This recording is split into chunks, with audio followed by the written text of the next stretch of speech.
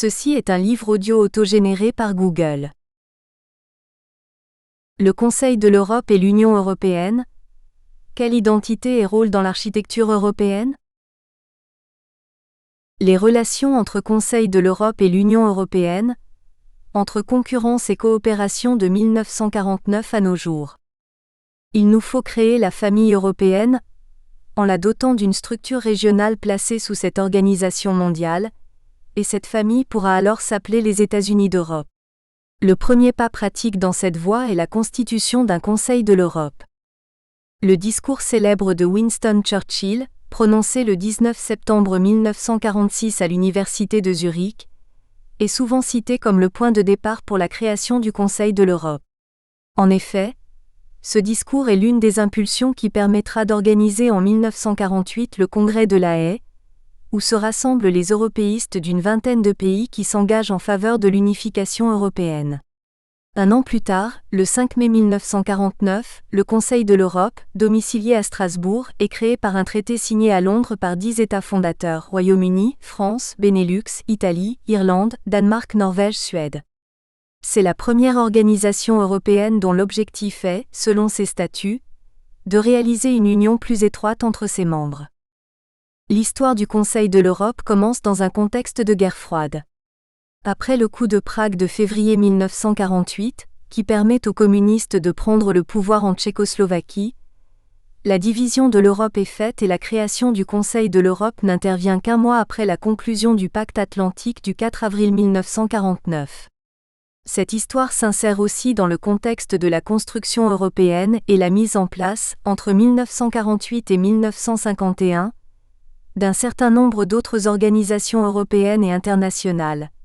Organisation européenne de coopération économique, OECE, Organisation du traité de l'Atlantique Nord, OTAN, Communauté européenne du charbon et de l'acier, CECA. Enfin, cette histoire sera surtout marquée par la relation qui s'établira entre le Conseil de l'Europe, la Grande Europe avec ses 10 États membres fondateurs, et la CECA, la Petite Europe des 6, constituée sur la base d'une intégration autour du noyau franco-allemand. Car la Petite Europe, qui forme la Communauté économique européenne, CEE en 1957 et qui se transforme en Union européenne, UE, en 1992 prendra de plus en plus d'ampleur, si bien que le Conseil de l'Europe sera largement mis à l'ombre, voire oublié par l'opinion publique. Qui sait encore qu'aujourd'hui, il y a toujours à côté de l'UE cette grande Europe, à savoir le Conseil de l'Europe avec ses 47 États membres? Pourtant, l'organisation de Strasbourg a sa propre histoire, ses domaines d'intervention privilégiés, ses personnalités clés, ses moments forts, ses crises, etc. Pour donner un aperçu général de plus de 60 ans d'histoire du Conseil de l'Europe, 3 grandes périodes d'évolution peuvent être identifiées. Une première période, de 1948 à 1969, retrace la mise en place du Conseil de l'Europe jusqu'à la décision de la Petite Europe des 6 de s'élargir au Royaume-Uni, au Danemark et à l'Irlande. La deuxième période correspond à la recherche d'une nouvelle identité, jusqu'à la chute du mur de Berlin en 1989. Enfin, au cours de la dernière période, de 1989 à 2011, le Conseil de l'Europe se développe comme organisation pan-européenne, accueillant progressivement tous les pays d'Europe centrale et orientale et les pays européens issus de l'ancienne Union soviétique. La période de croissance du Conseil de l'Europe, 1949 à 1969. Une complémentarité entre la petite et la grande Europe. La première période de l'histoire du Conseil de l'Europe de 1949 à 1969 peut être considérée comme l'âge d'or de l'organisation de Strasbourg. En effet, le Conseil de l'Europe dispose de la première instance parlementaire européenne et le fait que la défense soit exclue en principe comme domaine de compétence n'empêche pas sa jeune assemblée consultative de discuter des problèmes d'actualité européenne, y compris de la sécurité. Elle fait en sorte que le Conseil de l'Europe devienne le cadre pour la réflexion sur la politique européenne. Si le Conseil de l'Europe n'arrive pas à éviter la prolifération des organisations européennes, CECA, Union européenne occidentale UEO, CEE, Association européenne de libre-échange AL, elle arrive toutefois à se positionner en complémentarité par rapport à la Petite Europe des 6 dont le but est tourné prioritairement vers la mise en place d'un marché commun. Cette communauté des six est par ailleurs frappée dans les années 1960 par des crises internes, provoquées principalement par le général de Gaulle qui s'oppose à l'entrée du Royaume-Uni et à toute mesure d'intégration européenne à caractère supranational. Ces difficultés au sein de la communauté constituent en quelque sorte un avantage pour le Conseil de l'Europe, qui apparaît comme un cadre d'ensemble pour avancer dans la coopération européenne. De plus, cette construction de la Grande Europe n'implique pas seulement les 6 de la CEE, mais également les 7 de la L et quelques autres dont la Grèce et la Turquie. Alors que l'élargissement de la CEE est bloqué, le Conseil de l'Europe voit le nombre de ses membres croître dans ses premières 20 années d'existence pour atteindre presque le double. Il passe de 10 à 18 États entre 1949 et 1965. Alors que la CEE bute sur la mise en place d'une coopération politique, le Conseil de l'Europe débat des crises internationales et participe à la politique de détente avec les pays d'Europe centrale et orientale. Enfin, alors que la CEE se limite à l'intégration économique, le Conseil de l'Europe avance dans de nombreux domaines de coopération. Il établit dès 1950 la Convention européenne pour la protection des droits de l'homme (CEDH), qui prévoit un mécanisme de contrôle par une Cour européenne des droits de l'homme, Cour EDH, instaurée à Strasbourg en 1959. En 1954, le dispositif de coopération est complété par une convention culturelle et en 1961 par l'adoption de la Charte sociale. Par ailleurs, le Conseil de l'Europe œuvre dans les domaines des pouvoirs locaux, de l'environnement, de la santé, de l'éducation. À travers sa coopération intergouvernementale, l'organisation de Strasbourg participe donc à la construction européenne là où la CEE n'intervient pas, encore. Ce n'est qu'après le sommet des 6 à La Haye, en 1969, qu'une relation concurrentielle va s'établir de plus en plus entre les deux organisations européennes, surtout en raison de l'élargissement des 6 au Royaume-Uni, à l'Irlande et au Danemark. Il y a certes aussi des points noirs dans cet âge d'or de l'histoire du Conseil de l'Europe, par exemple la démission spectaculaire de Paul-Henri Spaak de la présidence de l'Assemblée consultative en 1951, devant l'incapacité des parlementaires européens à parler d'une voix face aux défis de l'intégration politique de l'Europe. Au fond, le problème du Conseil de l'Europe est double. L'Assemblée est souvent divisée et le comité des ministres ne suit pas toujours les recommandations de l'Assemblée. Force est de constater aussi l'échec des tentatives d'empêcher la prolifération d'assemblées européennes, d'orchestrer la construction européenne, et le manque de visibilité du Conseil de l'Europe sur la scène internationale. Enfin, la crise grecque qui se déclenche à la suite du putsch militaire de 1967 aboutit pour la première fois, en 1969, à ce qu'un État membre se retire de l'organisation européenne. Le Conseil de l'Europe en concurrence avec la CEE, 1969 à 1989. Dans la deuxième période, entre 1969 et 1989, le Conseil de l'Europe est dans une phase de perte de vitesse. Après l'élargissement de la CEE au Royaume-Uni, au Danemark et à l'Irlande en 1973, il n'arrive pas à s'affirmer en tant qu'organisation européenne complémentaire à la CEE, dont les méthodes de coopération sont certes différentes, mais tout aussi utiles. D'une part, l'organisation de Strasbourg ne parvient pas à s'imposer face au dynamisme communautaire. Elle souhaiterait rassembler la Grande Europe, mais la CEE s'élargit aussi de plus en plus. Elle souhaiterait s'établir comme cadre de la politique européenne ou comme facilitateur de résolution des conflits, au Proche-Orient par exemple, mais la coopération politique entre États membres de la CEE est plus efficace. L'Assemblée parlementaire, pour sa part, voudrait être la conscience démocratique de l'Europe, mais la légitimité d'un Parlement européen élu au suffrage universel est plus grande. L'arrangement cosmétique, entre le Conseil de l'Europe et la CEE de 1987, ne parvient pas à remédier à ce problème, car il ne clarifie pas les rôles respectifs des deux organisations. D'autre part, alors que la CEE progresse sur la voie de l'intégration européenne, le Conseil de l'Europe souffre d'un manque d'objectifs clairement définis. Déjà affaibli par le retrait de la Grèce, il est secoué par d'autres crises internes, notamment à Chypre, à Malte et surtout par le coup d'État militaire en Turquie de 1980. Ces crises menacent sa crédibilité de gardienne des valeurs fondamentales, car il hésite à imposer aux États concernés les sanctions prévues par son statut, suspension du mandat à l'Assemblée, exclusion de l'organisation. Dans ces conditions, il n'est pas étonnant que, confronté aux candidatures du Liechtenstein et de Saint-Marin, le Conseil de l'Europe n'est pas convaincu de vouloir constituer l'organisation européenne d'accueil pour tous les micro-États européens.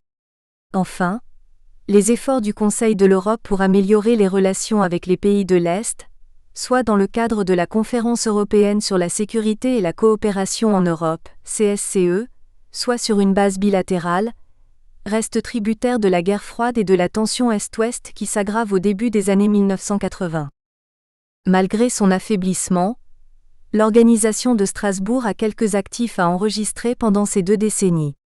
Dans le domaine de la protection des droits de l'homme, l'activité de la Commission et de la Cour EDH est très dynamique. La Cour acquiert de plus en plus d'indépendance et de notoriété, n'hésitant pas à condamner les plus puissants États membres du Conseil de l'Europe, Royaume-Uni, France, Italie. Parallèlement, la protection par la CEDH est renforcée par de nouveaux protocoles additionnels, dont le plus significatif est celui de 1986 sur l'abolition de la peine de mort en temps de paix.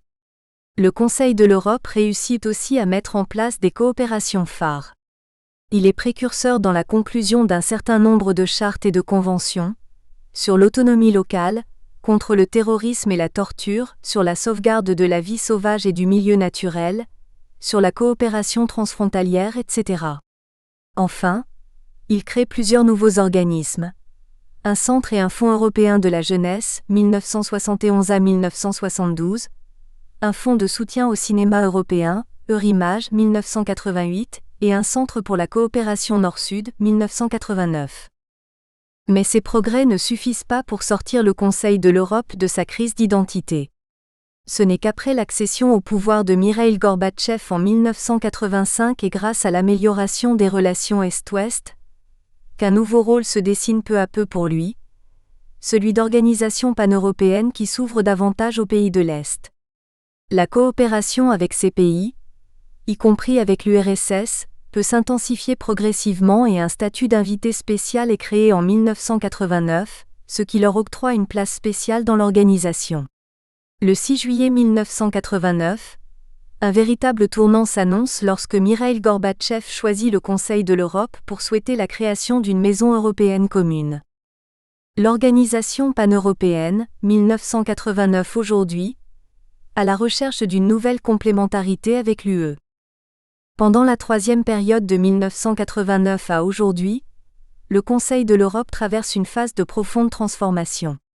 Après la fin de la guerre froide, il devient une véritable organisation paneuropéenne qui intègre progressivement l'ensemble des pays d'Europe centrale et orientale, l'ensemble des pays européens de l'ex-Union soviétique, à l'exception de la Biélorussie, et l'ensemble des pays de l'ex-Yougoslavie, à l'exception du Kosovo. L'organisation de Strasbourg est revalorisée par ce changement, elle fait preuve de capacité d'adaptation et d'innovation. Elle accompagne les vagues d'élargissement en mettant en place de nouveaux outils et de nouvelles techniques d'assistance à destination des pays concernés. Des programmes d'aide et la Commission de Venise pour le droit en 1990, une procédure de monitoring pour veiller au respect des engagements en 1994, etc. Le regain d'importance du Conseil de l'Europe sur la scène européenne se confirme aussi par la tenue de sommets des chefs d'État et de gouvernement. Lors de ces rencontres au plus haut niveau européen, sont annoncées les orientations pour les activités du Conseil de l'Europe et d'importantes réformes institutionnelles sont lancées. Ainsi, le sommet de Vienne de 1993 donne l'impulsion pour la création d'une Cour unique des droits de l'homme et pour la mise en place d'un congrès des pouvoirs locaux et régionaux. Le sommet de Strasbourg de 1997 lance l'idée d'un commissaire européen aux droits de l'homme, tandis que le sommet de Varsovie de 2005 initie la conclusion d'un mémorandum d'accord avec l'UE. Dans l'architecture institutionnelle de l'organisation paneuropéenne, la Cour EDH acquiert une position centrale. Elle gagne en importance à la fois par la croissance exponentielle du nombre de requêtes individuelles qui lui sont adressées et par ses jugements qui de plus en plus acquièrent une qualité quasi constitutionnelle. Le développement de la CEDH est également significatif. L'interdiction en 2002 de la peine de mort en toutes circonstances prouve que les Européens ont une autre vision du catalogue des droits de l'homme à respecter que le reste du monde, y compris les États-Unis. Enfin, le Conseil de l'Europe développe une coopération intergouvernementale qui tente de donner des réponses aux problèmes et menaces de la société moderne. La Convention sur la protection des minorités nationales de 1995, les conventions en matière de biomédecine en 1997, de cybercriminalité en 2001 ou de lutte contre le terrorisme en 2005 ne sont que quelques exemples d'instruments novateurs et uniques au niveau international. Mais dans cette période de renouveau, le Conseil de l'Europe connaît aussi un revers de la médaille. Ainsi, de 1990 à 1996, les élargissements aux pays d'Europe centrale et orientale et aux premières ex-républiques de l'URSS et de la Yougoslavie se font de manière précipitée. Au moment de leur adhésion, certains de ces pays ne respectent pas véritablement l'ensemble des valeurs inscrites dans le statut de l'organisation. En 1996, la question de l'adhésion de la Russie déchire presque l'âme du Conseil de l'Europe. Faut-il faire de l'organisation une école de démocratie ou un club de démocratie ? L'ouverture à la Russie est un choix clairement politique, qui s'effectue en faveur de la première option. Par ailleurs, malgré les différentes réformes des organes et du mécanisme de protection des droits de l'homme, mise en place de la Cour unique fin 1998 début 1999, protocole additionnel 14 en 2004, la Cour EDH devient victime de son propre succès. Elle n'arrive pas à maîtriser l'afflux des requêtes individuelles. Deux questions fondamentales ne sont toujours pas réglées aujourd'hui. Celle de l'adhésion de l'UE à la CEDH et celle d'une réforme fondamentale de la Cour EDH qui clarifierait la question de sa finalité ou non de Cour constitutionnelle des droits de l'homme. Enfin, l'organisation de Strasbourg ne parvient ni à empêcher la transformation en 1994 de la CSCE en organisation, ni à imposer son assemblée comme organe parlementaire pour l'OSCE. En plus de l'UE, le Conseil de l'Europe doit donc désormais se positionner par rapport à une organisation européenne, dont les compétences et les activités rejoignent les siennes. De surcroît, en 2004 et en 2007, l'UE s'élargit à l'Est et commence elle aussi à revêtir un caractère pan-européen. Le mémorandum d'accord entre le Conseil de l'Europe et l'UE de 2007 ne précise toujours pas clairement la répartition des rôles entre ces deux organisations européennes. Ainsi, la question de la place du Conseil de l'Europe dans l'architecture européenne du XXIe siècle reste ouverte. À juger la situation du Conseil de l'Europe aujourd'hui, il semble à première vue que son histoire est une histoire manquée, l'organisation de Strasbourg est mal vue, mal connue et mal aimée. En effet, le vœu que Winston Churchill avait émis lors de son discours de Zurich en 1946 de créer les États-Unis d'Europe sous forme d'un Conseil de l'Europe n'est pas devenu réalité. Mais, cette évaluation pessimiste n'est pas tout à fait justifiée. L'histoire du Conseil de l'Europe a d'autres atouts. Ainsi, au moins deux moments forts caractérisent l'évolution de l'organisation de Strasbourg. La période de sa mise en route de 1948 à 1951 et la première période d'élargissement à l'Est après la chute du mur, de 1989 à 1993. Par ailleurs, le Conseil de l'Europe arrive à constituer progressivement un espace de protection des droits fondamentaux en Europe. L'originalité de la CEDH réside dans la liste de droits individuels plus complète que celle de la Charte universelle des droits de l'homme, et surtout dans le mécanisme de protection de ces droits. L'histoire de la Cour EDH est certainement un succès. Contrairement aux autres outils de coopération au sein du Conseil de l'Europe, le fonctionnement de la Cour est de type supranational. Elle est aussi, au niveau international, la seule cour auprès de laquelle un recours individuel est possible, ce qui crée un lien direct avec la population européenne. Un troisième atout de l'histoire du Conseil de l'Europe est qu'il développe, contrairement à la CEE, une grande variété de coopérations européennes qui sont très flexibles, conventions, accords partiels, chartes, commissions, fonds, etc. Il n'y a pas forcément l'obligation pour tous les États membres de souscrire à tous les outils de coopération, et inversement, certaines coopérations sont ouvertes à la participation de pays non membres de l'organisation. La polyvalence de ces coopérations à la carte et à plusieurs vitesses ainsi que la capacité d'associer des États extra-européens font du Conseil de l'Europe une organisation européenne potentiellement intéressante non seulement pour l'avenir de la construction européenne, mais également pour les relations internationales. En complémentarité avec la politique de voisinage de l'UE et les efforts de l'OSCE, il peut contribuer à la sécurité démocratique sur le continent européen.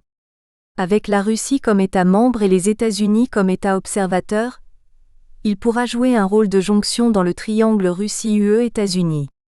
Enfin, avec sa Cour EDH, le Conseil de l'Europe peut devenir le porte-parole d'un modèle européen d'interprétation et d'application des droits de l'homme.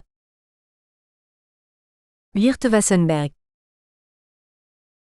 Une Europe, deux cours ou le double jeu des identités européennes.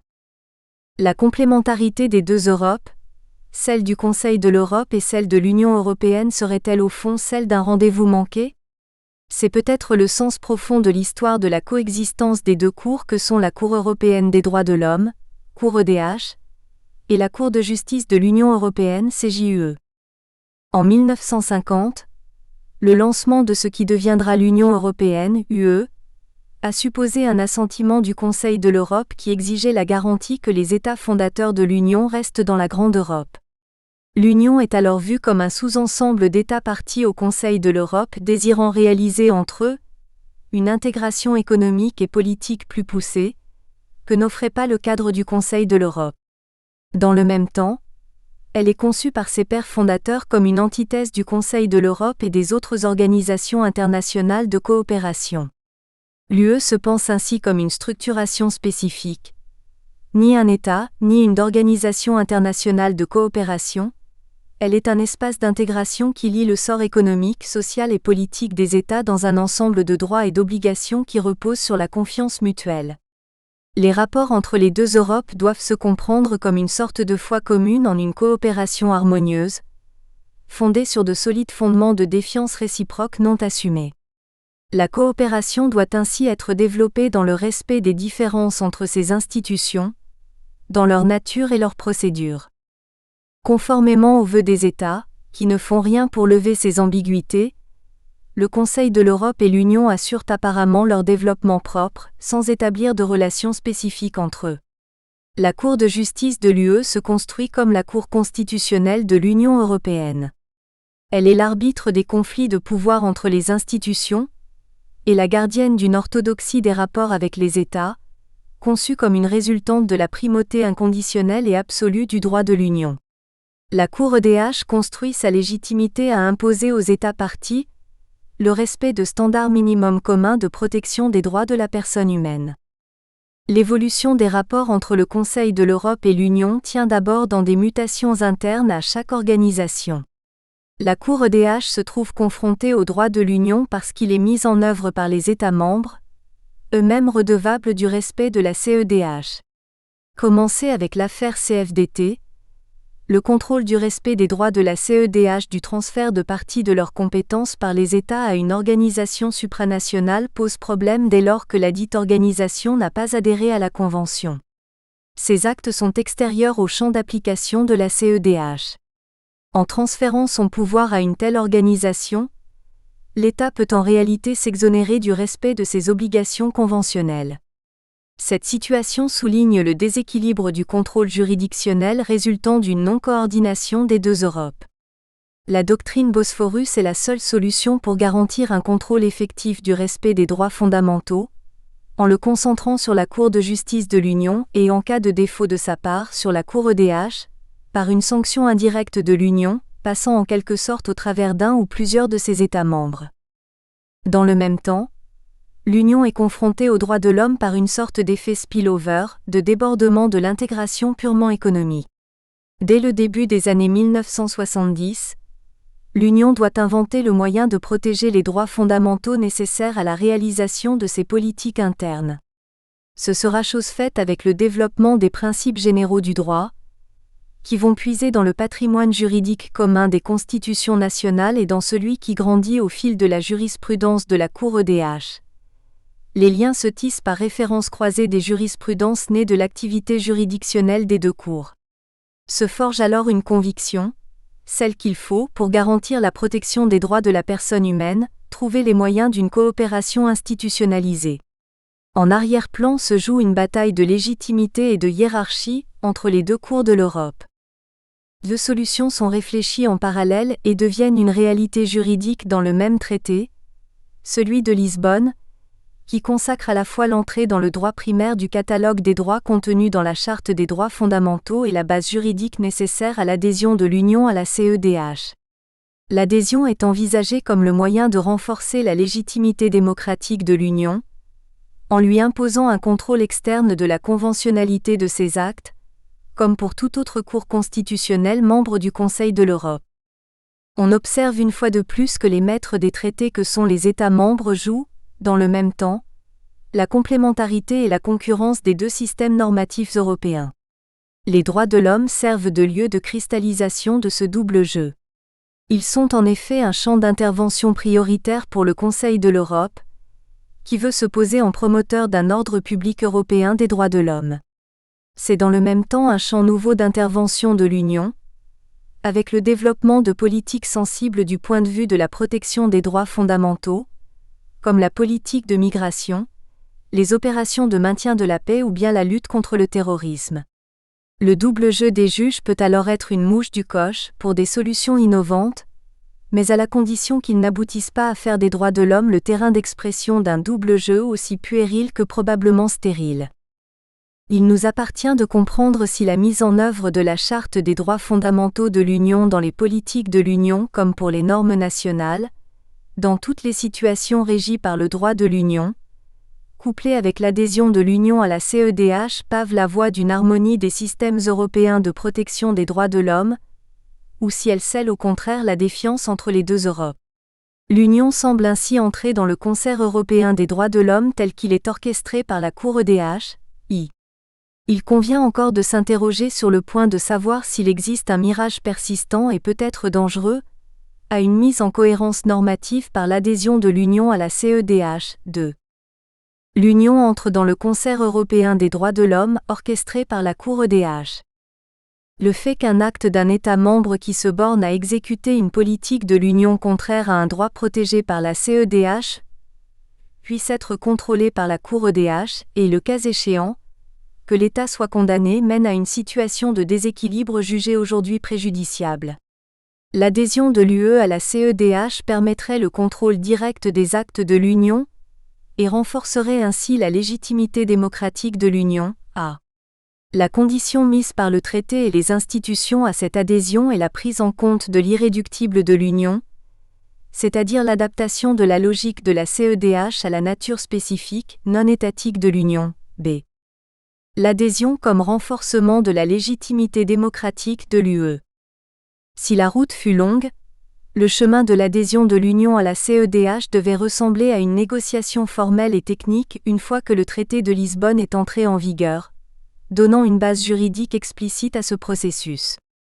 Les points techniques avaient fait l'objet d'un rapport du CDDH en 2002, et la CEDH avait été amendée pour accueillir cette adhésion par son 14e protocole. Les négociations qui ont débuté dès 2010 devaient en toute logique suivre ces lignes toutes tracées. L'adhésion permet à l'Union de devenir un État comme les autres, soumis à l'ordre public minimal des droits de l'homme de la CEDH. C'était finalement la petite musique jouée par le Conseil de l'Europe, occupé à valoriser son partenariat stratégique avec l'Union. Il fallait dans cet esprit renforcer les synergies entre les organisations, et il paraissait évident que le Conseil de l'Europe constituait le standard de référence dans la protection des droits de l'homme, la promotion de la démocratie et de l'état de droit. Si ces valeurs et principes sont protégés par les deux organisations, le Conseil de l'Europe s'affirme comme l'espace de leur conception. L'Union doit alors logiquement être liée par ces standards. L'adhésion à la CEDH devient en ce sens une nécessité technique, pour retrouver un équilibre entre les obligations des États de respecter la CEDH et celles qui devraient s'imposer à l'Union pour éviter que les États ne payent pour elle quand ils ne font qu'exécuter ces actes. L'adhésion permettait aussi à l'Union d'inscrire son action dans la partition européenne des droits de l'homme, renforçant sa légitimité au sein du Conseil de l'Europe. C'était compter sans la Cour de justice, qui avait déjà douché les espoirs d'une adhésion par son avis négatif de 1996 et qui rappela, dans le mandat de négociation de la Commission, la nécessité de prévoir des mécanismes de protection de son monopole d'interprétation du droit de l'Union. La négociation fut plus complexe que prévu. Elle révéla la persistance de la difficulté de considérer l'Union comme autre chose qu'une organisation internationale, sans pour autant pérenniser ce que certains États tiers ont appelé le privilège Bosphorus.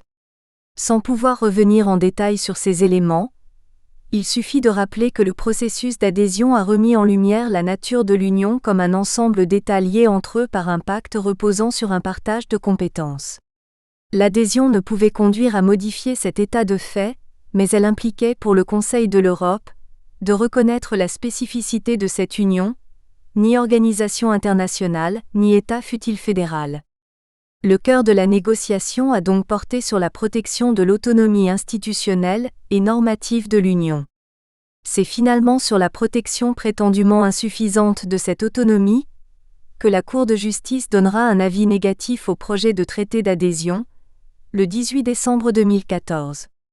La remise en cause de l'autonomie du droit de l'UE et le respect du partage vertical des compétences qui la fondent constituent donc la ligne rouge de tout engagement international de l'UE. La Cour le rappelle dans des termes particulièrement construits dans son avis de 13e. À cela s'ajoutent les caractéristiques spécifiques tenant à la nature même du droit de l'Union. En particulier, comme la Cour l'a relevé à maintes reprises, le droit de l'Union se caractérise par le fait d'être issu d'une source autonome, constituée par les traités, par sa primauté par rapport aux droits des États membres. Ces caractéristiques essentielles du droit de l'Union ont donné lieu à un réseau structuré de principes, de règles et de relations juridiques mutuellement interdépendantes liant réciproquement l'Union elle-même et ses États membres, ainsi que ceux-ci entre eux, lesquels sont désormais engagés, comme il est rappelé à l'article 1er, deuxième alinéa, dans un processus créant une union sans cesse plus étroite entre les peuples de l'Europe. Le risque d'un contrôle externe de la conventionnalité des actes de l'Union par la Cour EDH est donc perçu, du point de vue de l'Union, comme comportant un risque pour le respect de l'autonomie de son ordre juridique ou à minima un risque pour le monopole d'interprétation de cette autonomie, réservé par les traités de l'UE à la CJUE. Cette dernière pose en réalité le respect de l'autonomie comme la protection de ce qui fait la substance du processus tout à fait particulier d'intégration. Une telle construction juridique repose sur la prémisse fondamentale selon laquelle chaque État membre partage avec tous les autres États membres, et reconnaît que ceux-ci partagent avec lui, une série de valeurs communes sur lesquelles l'Union est fondée, comme il est précisé à l'article 2 tu. Cette prémisse implique et justifie l'existence de la confiance mutuelle entre les États membres dans la reconnaissance de ces valeurs, et donc, dans le respect du droit de l'Union qui les met en œuvre. Pour protéger cette spécificité, il fallut négocier le mécanisme de la codéfense et aménager le processus de suivi de l'exécution des arrêts de la Cour EDH par le Comité des ministres. L'idée est double dans ces aménagements consentis à la spécificité de la construction constitutionnelle de l'Union.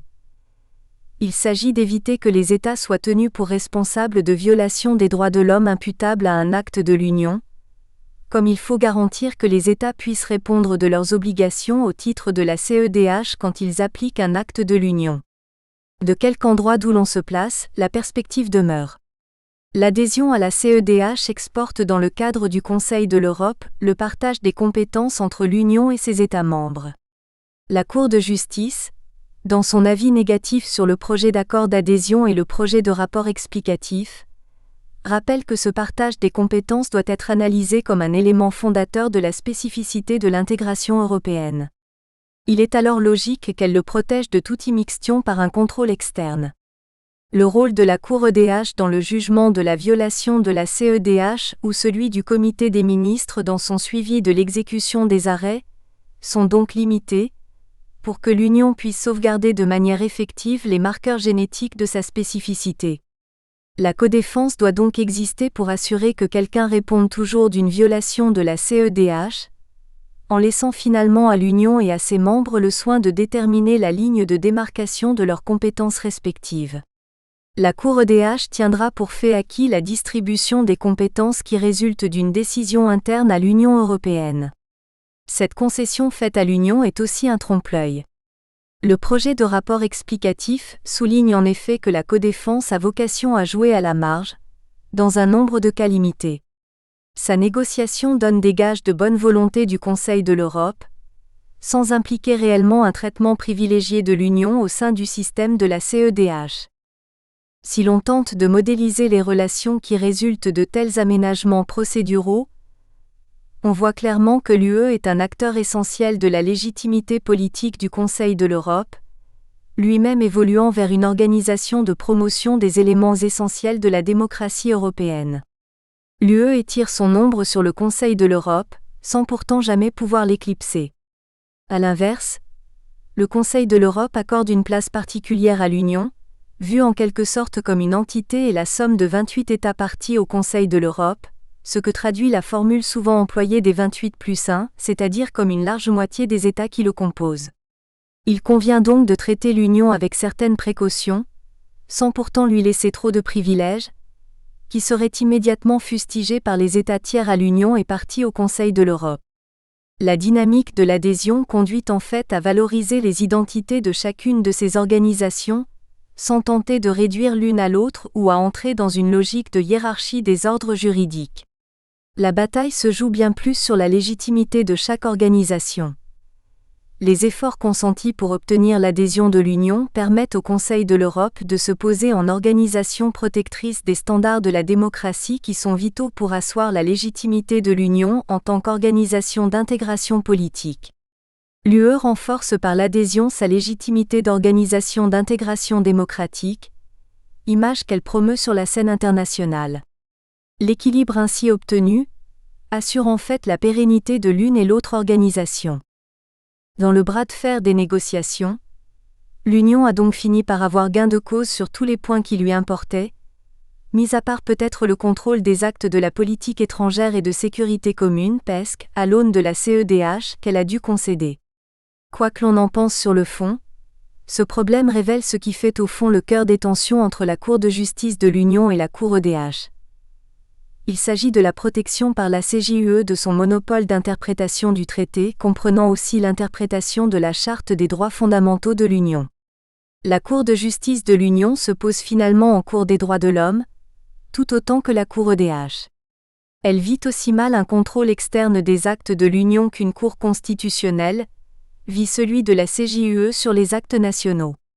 Cette réalité montre que l'adhésion ne peut pas faire l'économie de la protection de l'autonomie de l'ordre juridique communautaire.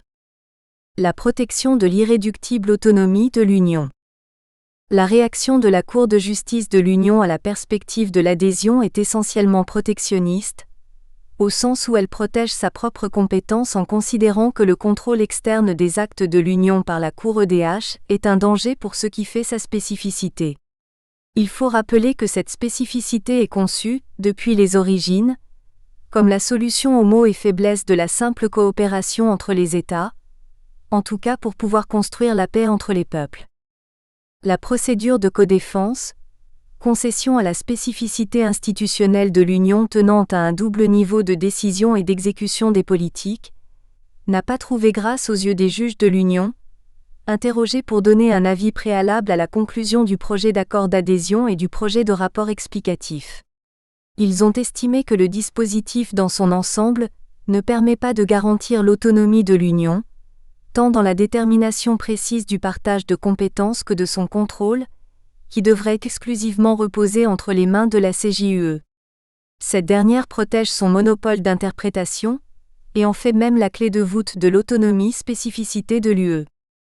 Cette offensive de la Cour de justice de l'Union mène aussi à l'évaluation, dans le projet d'accord d'adhésion, de la procédure dite de l'implication préalable.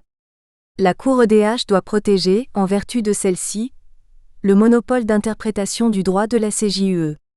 Elle accepte donc en principe de suspendre sa propre procédure pour demander à la CJUE de prendre position sur la compatibilité d'un acte de l'Union avec les droits fondamentaux, quand elle n'en aurait pas encore eu à connaître dans le contentieux communautaire.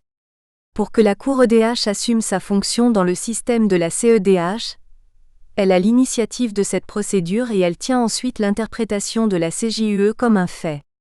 On mesure combien ce mécanisme est le résultat de concessions mutuelles faisant la part belle au respect du monopole de la CJUE dans un contexte spécifique. La CJUE est la seule habilitée, dans le système des traités, à déterminer qui des États ou de l'Union est compétent. Le partage des compétences est à son tour la clé de compréhension de l'imputation de la responsabilité juridique, résultant d'une violation des droits fondamentaux protégés par la CEDH ou la Charte des droits fondamentaux de l'Union. L'implication préalable est donc un artifice procédural qui permet de capturer le débat sur l'état du partage des compétences dans la sphère de l'UE. La Cour EDH n'a plus ensuite qu'à exercer son contrôle sur le degré de conventionnalité des actes de... Nous espérons que vous avez apprécié cet aperçu. Pour continuer à écouter ce livre audio sur Google Play Livres, utilisez le lien dans la description de la vidéo.